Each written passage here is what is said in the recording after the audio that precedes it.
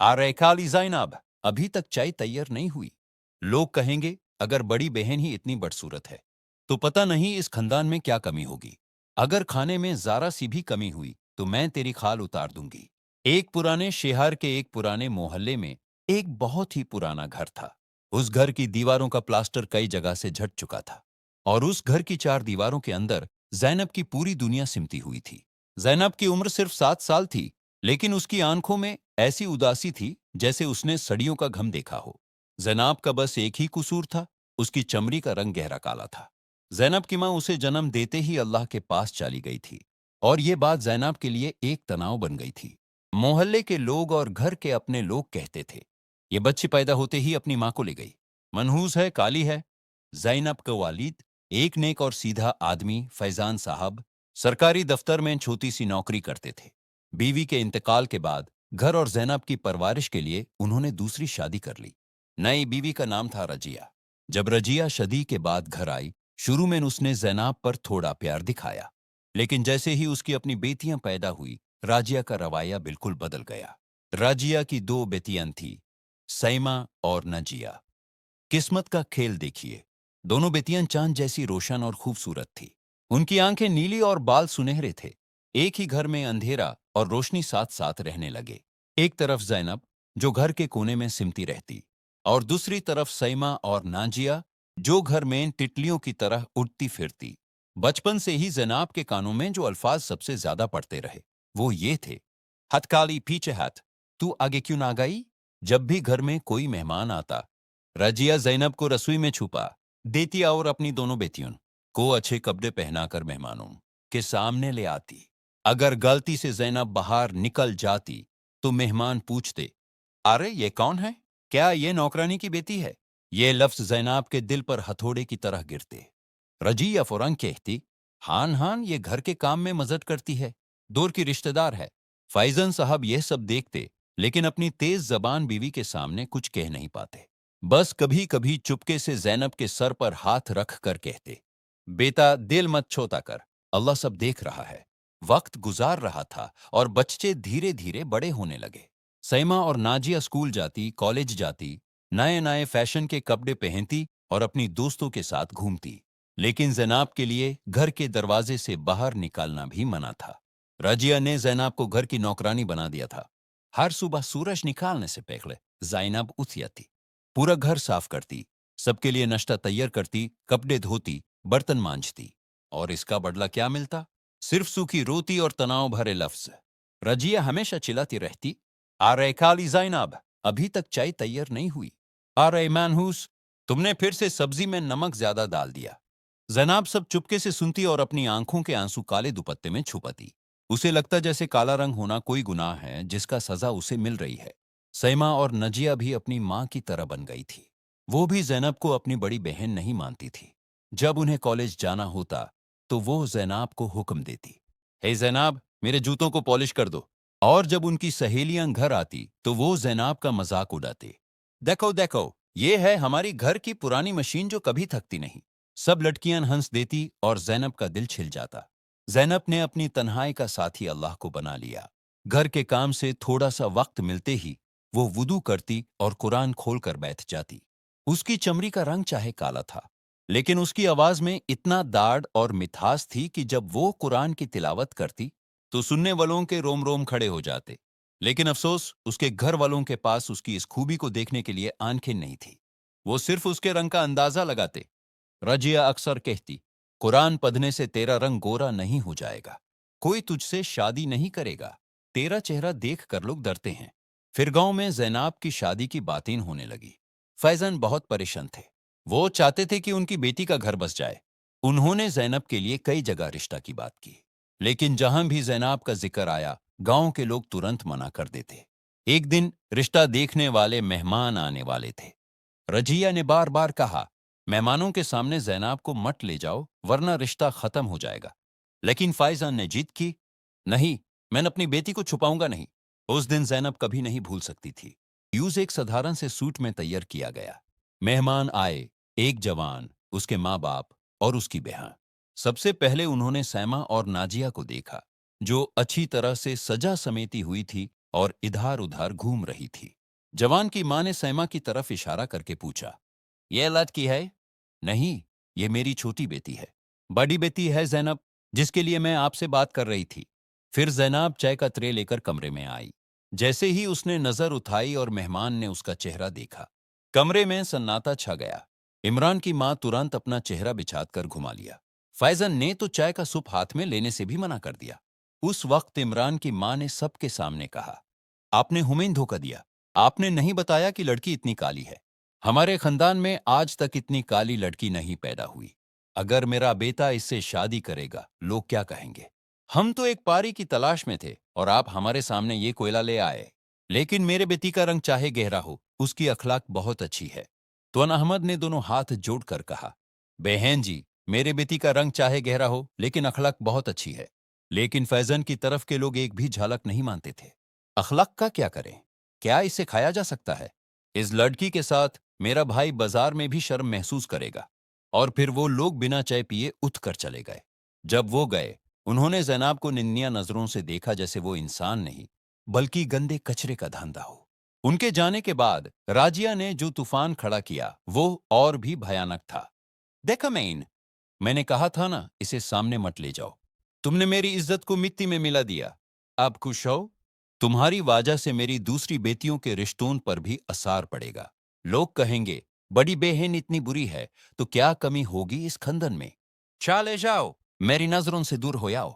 जनाब रोने रोने अपने कमरे में भागी और दरवाजा बैंड कर दिया। उस रात उसने अपना चेहरा आईने में देखा, अपनी गाल खुराची, अपनी आंखों में देखा और फूट फूट कर रोई। या अल्लाह, तुमने मुझे ऐसा क्यों बनाया? क्या मेरे दिल नहीं है? क्या मुझे खुश होने का हक नहीं? लोग मुझे इंसान क्यों नहीं मानते? वो पूरी रात सजदे पर बैठी रही। या मौला, या मलिक, मुझे उठा दो या मेरी तकदीर बदल दो। मुझे इस जिल्लत भरी जिंदगी से निजात दो। मेरा कोई नहीं है सिवाय आपके। सब मुझे ठुकरा देते हैं, तुम मुझे न ठुकराना। उस रात जैनब ने एक अजीब सा सुकून महसूस किया।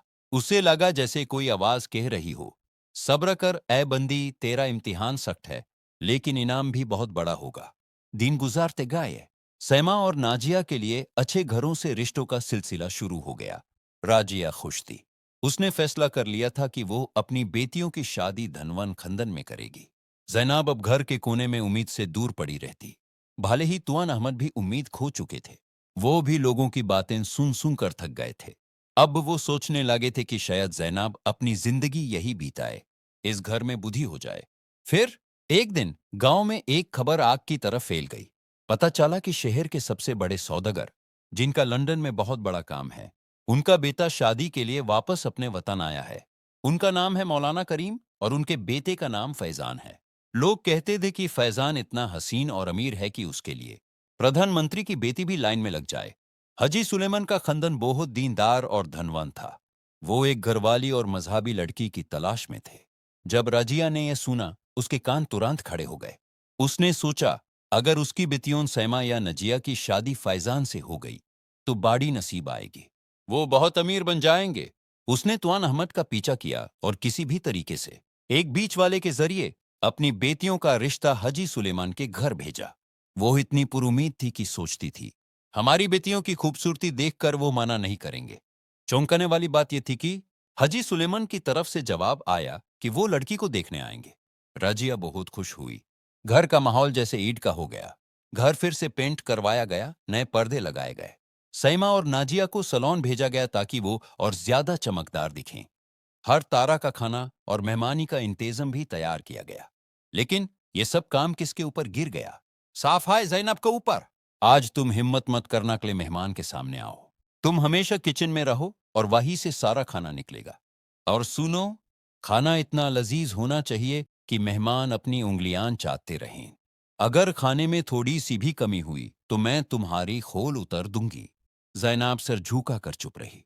उसके दिल में एक छोटी सी ख्वाहिश भी आई कि शायद कोई उसको देखने आए, लेकिन उसने तुरंत ये सोच को दूर कर दिया। उसके लिए तकदीर सिर्फ चूल्हे की आग और मसालों की खुशबू थी। वो दिन भी आ गया। हजी सुलेमान, उनकी बीवी और बेटा फैजान अपनी 3 बड़ी गादियों के साथ गांव में आए। पूरी गांव की छतों पर लोग उनकी आमद देखने खड़े हो गए। फैजान, जो लंदन से वापस आया था, सिंपल कुर्ता पजामा पहना हुआ था। और उसके चेहरे पर सुन्नत के मुताबिक छोटी दरही थी। उसकी रोशनी ऐसी थी कि लोग उनकी तरफ आंख नहीं हटा पाए। वो घर में आए। रजिया और तुआन अहमद ने इज्जत के साथ उनका खुश आमदीद किया। सैमा और नाजिया को परी की तरह सजाया और सफाई से बिठाया। फैजान की माँ ने लड़कियों को देखा और तारीफ की। माशाअल्लाह, ये बच्चियां बहुत प्यारी हैं। राजिया का चेहरा गर्व से फूल गया। उसने सैमा के गुण गिने शुरू किए। मेरी बेटी सैमा इंग्लिश स्कूल में पढ़ती है, मॉडर्न दुनिया को पूरी तरह समझती है। वो आपके बेटे के साथ लंदन में बहुत अच्छी रहेगी। लेकिन फैजन चुप था। उसकी नजर जैसे कुछ और ढूंढ रही हो। फिर खाना परोसा गया। टेबल पर बिरयानी, कोरमा, केबाब और शाही तुगदा की खुशबू छाई हुई थी। जैसे ही फैजान ने पहला टुकड़ा बिरयानी का मुंह में डाला, वो थोड़ी देर रुक गया। उसने माँ की तरफ देखा और माँ की आंखें चमक उठी। खाना सच में बेहद लजीज था। इस जैसे स्वाद बड़े होटल्स में भी कभी नहीं मिला। फैजन ने तुआन अहमद से पूछा, ये खाना किसने बनाया? हान हान, ये मेरी बेटी सईमा ने बनाया। यूज कुकिंग का बहुत शौक है। यूज कुकिंग का शौक है। फैजान ने सईमा की तरफ देखा और पूछा, सच में तुमने बनाया? कौन से मसाले डाले? सईमा घबरा गई। उसे तो ये भी नहीं पता था कि बिरयानी में हल्दी डली है या नहीं। वो तड़प कर बोलने लगी, हान वो माँ ने मसाले बताए। वो वो पैकेट वाला। फैजान ने समझ लिया कि यह झूठ है। फिर उसने नरमी के साथ मगर पक्का कहा, रात का आसमान गहरा काला था। हवा तेज चल रही थी, जैसे खुद उस सच्चाई की गवाही दे रही हो जो इतने अरसे से छुपी हुई थी। जैनब घर के कोने में अकेली बैठी थी। उसके आंसू अब इतने तेज नहीं गिर रहे थे, न कि दाढ़ कम हो गया था, बल्कि उसका दिल इतना थक चुका था कि रोना बेकार लगता था। वो याद कर रही थी सब कुछ जो उसने कुर्बान किया। साफ दिल से मोहब्बत, बिना शर्त वफादारी और पूरी तवाजा और भरोसा जो उसने दिया। लेकिन जो उसको मिला वो सिर्फ धोखा और इल्जाम था। थोड़ी देर बाद बाहर तेज कदम की आवाज आई। गांव के लोग भागते हुए घर के पास आ गए। उनके चेहरे साफ सेफ्ट थे, सांसें तेज और हल्की हल्की थकावट से भरी हुई। वो फिर बदल गया। किसी ने कांपते हुए आवाज में चिल्लाया। वो सांप अपने असल रूप में वापस आ गया। जैनब धीरे से खड़ी हुई। पहली बार उसने डर महसूस नहीं किया। गांव के मैदान में सब लोग वो सच देख रहे थे जो अब इनकार नहीं किया जा सकता था। जो शख्सियत सबने सरा जीवन तारीफ और इज्जत दी, अब जमीन पर लटकती हुई थी। एक बड़ा सांप, काले पातों वाला और आंखों में गुस्सा और नफरत भरा हुआ। रोने और चीखने की आवाज हर तरफ गूंज रही थी। सांप बोलने की कोशिश कर रहा था, माफी मांग रहा था, बहाने बना रहा था, लेकिन अब किसी ने भी उसकी बात पर यकीन नहीं किया। तब गांव के बुजुर्ग मौलाना करीम आगे आए और भारी आवाज में कहा, सच्चाई कभी नहीं मरते, बस अपना वक्त का इंतजार करते हैं। सबकी नजर जैनाब पर थी। वो आगे बढ़ी, चेहरा शांत और आवाज धीरे मगर पक्का थी। मैं कभी बुरे का बदला बुराई से नहीं लेती। मैं बस सब्र की और सब कुछ अल्लाह के हाथ में छोड़ देती हूँ। सांप चिल्लाया। उसका जिस्म कमजोर पड़ गया और धीरे धीरे गायब हो गया, अपनी बनाई हुई झूठ के साथ। गांव में फिर से सुकून छा गया। न कोई जीत का शोर, न कोई बदले की संतुष्टि। बस एक सीख रह गई। जैनाब अगले दिन गांव से निकल गई। उसके साथ कुछ नहीं गया, सिर्फ इज्जत और यकीन की कि अल्लाह की इंसाफ हमेशा आता है, चाहे इंसान के नजार में देर क्यों ना हो। और उस दिन से गांव के लोग हमेशा एक बात याद रखते हैं, कभी भी उस इंसान को ना सताओ जो चुप है, क्योंकि उसकी दुआ तलवार से भी तेज हो सकती है।